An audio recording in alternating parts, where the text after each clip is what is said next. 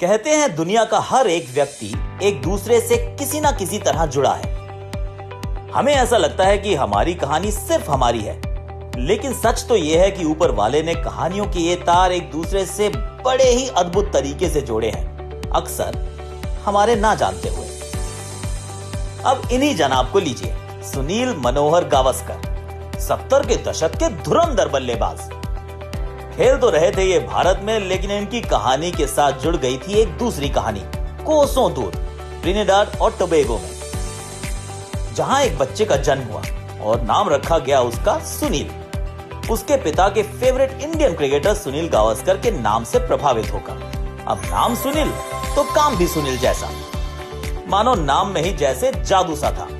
छोटा सुनील हर रोज अपने पापा के साथ क्वींस पार्क के मैदान पर जाता और लगन से प्रैक्टिस करता।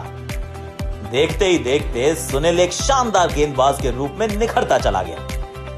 2006 के अंडर 19 ट्रायल मैच में सुनील सेलेक्टर्स की नजर में आए, जब उन्होंने 55 रन देकर 10 विकेट्स चटका दी। फर्स्ट क्लास डेब्यू थोड़ा ठंडा रहा, लेकिन 2011 में हुई सीपीएल में उनका शानदार प्रदर्शन रहा।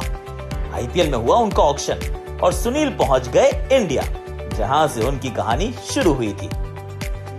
लेकिन कहते हैं ना, जो ऊपर जाता है वो कभी ना कभी नीचे भी आता है, ये लाजमी है। 2015 में उनके एक्शन पर उठाए गए सवाल और उनके खेलने पर रोक लग गई, लेकिन अपने आइडल सुनील गावस्कर की तरह सुनील नारायण ने भी कभी हार नहीं मानी। उन्होंने डट कर करी मेहनत और दोबारा लौटे एक नए एक्शन के साथ।